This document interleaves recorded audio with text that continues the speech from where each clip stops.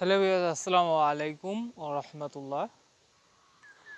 তো বর্তমানে যারা ক্লাস 9 থেকে ক্লাস 10-এ উঠবে তাদের তো শুধু ক্লাস 9-এর বই আছে, ক্লাস 10-এর বই নাই। তো তারা কীরকমভাবে কী করবে সে নিয়ে আলোচনা করব। তো ভিডিওটা সবাই মনোযোগ সহকারে দেখবেন। আর হ্যাঁ, চ্যানেলটাকে যদি সাবস্ক্রাইবার করে না থাকেন অবশ্যই এই চ্যানেলটা সাবস্ক্রাইবার করে দেবেন যাতে নিত্য নতুন ভিডিওগুলো পেতে পারেন। তো তারা বলছে যে সরকার প্রধানের পর অন্তর্বর্তী সরকারের শিক্ষা উপদেষ্টা হিসেবে দায়িত্ব নিয়ে অধ্যাপক ওয়াহিউদ্দিন মাহমুদ বিভাজন ফেরানোর ঘোষণা দেন। একই সঙ্গে নতুন কারিকুলাম না রাখার কথাও জানান। তো যে বর্তমান নতুন কারিকুলামটা আছে সেটা তারা না রাখার মতে দেন আর কি। তারা বলছেন যে এই কারিকুলাম রাখা যাবে না। তো এরপর থেকে প্রশ্ন উঠেছে, এ বছর যারা নবম শ্রেণীতে পড়ছে তাদের 2026 সালে এসএসসি পরীক্ষায় অংশ নেওয়ার কথা ছিল। তো তারা তাদের 26 সালে পরীক্ষা দেওয়ার কথা ছিল এসএসসি। তো তারা কি করবে? তাদের এসএসসি পরীক্ষা কোন পাঠ্য বই থেকে প্রশ্ন হবে, তারা দশম শ্রেণীতে ওঠার পরেই বা কীভাবে বিভাগ বিভাজন হবে এবং এক বছর পরে এসএসসি পরীক্ষা দিতে হবে কি না, এমন নানা প্রশ্ন শিক্ষক শিক্ষার্থীরা ও অভিভাবকদের। বিষয়টি নিয়ে শনিবার 31 আগস্ট কথা বলেছেন শিক্ষা উপদেষ্টা ওয়াহিউদ্দিন মাহমুদ নিজ বাসভবনে ব্রিফিংয়ে। সাংবাদিকের এই বিষয়ে করা বিভিন্ন প্রশ্নের জবাবে করণীয় কি তা তুলে ধরেন। তো ওয়াহিউদ্দিন মাহমুদ বলেন, নবম শ্রেণীতে অনেক দূর নতুন পাঠ্যক্রমের পড়াশোনা হয়ে গেছে, তাদের মূল্যায়নও এভাবে হয়ে গেছে। বাকি কয়েক মাস আছে, এ কয়েক মাসে অন্তত একটা শোকের মধ্যে এনে দ্রুত একটা ঘোষণা করে যারা শিক্ষাবিদ আছেন সে যে বইগুলো আছে এর ভিত্তিতে একটা কিছু করা হবে। অত্যন্ত তারা পরীক্ষা দিক। তো তাদের এরকমভাবে মূল্যায়ন করা হবে ক্লাস 10-এর বই দিয়ে বুঝি সম্ভবত।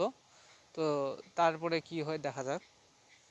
তিনি বলেন, পরীক্ষা না দিলে তো আমাদের দেশের যে শিক্ষা ব্যবস্থা তা নিয়ে মূল্যায়ন সঠিকভাবে হবে না। এই অবস্থায় দশম শ্রেণীতে এসে বাণিজ্য বিভাগ বা বিজ্ঞান বিভাগ বেছে নেওয়ার যে ব্যবস্থা তাতে ফিরে যাচ্ছি।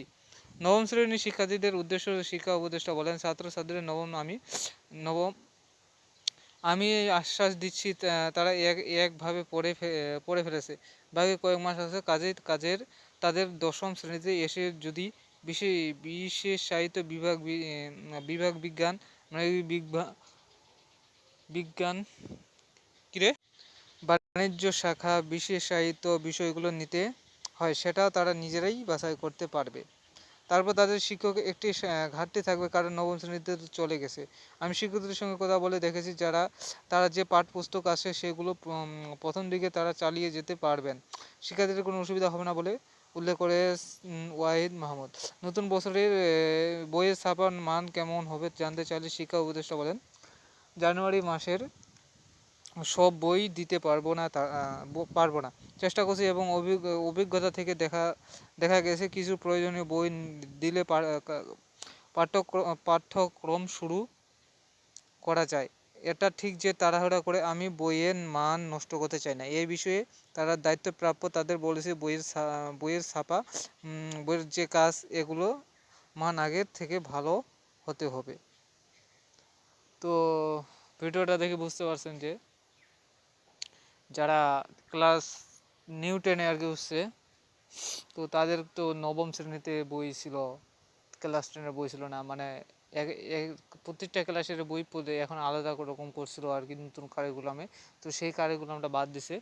তো নতুন কারিকুলামে এই নিয়মটা আবার প্রত্যাখ্যান করছে তারা। তো তারা বলছে যে আমরা নবম শ্রেণীতে যেগুলা পরীক্ষা বই দিছিলাম, যারা পড়া শেষ করছে নবম শ্রেণীর, তো তারা এই বিষয়গুলা ভালো মতো পড়ুক। আর যত দ্রুত সম্ভবত বই যদি দেয় তাহলে দিবে, আর যদি না দেয় তাহলে তাদের ব্যক্তিগত ব্যাপার। তো আসসালামু আলাইকুম রহমতুল্লাহ, সবাই ভালো থাকেন।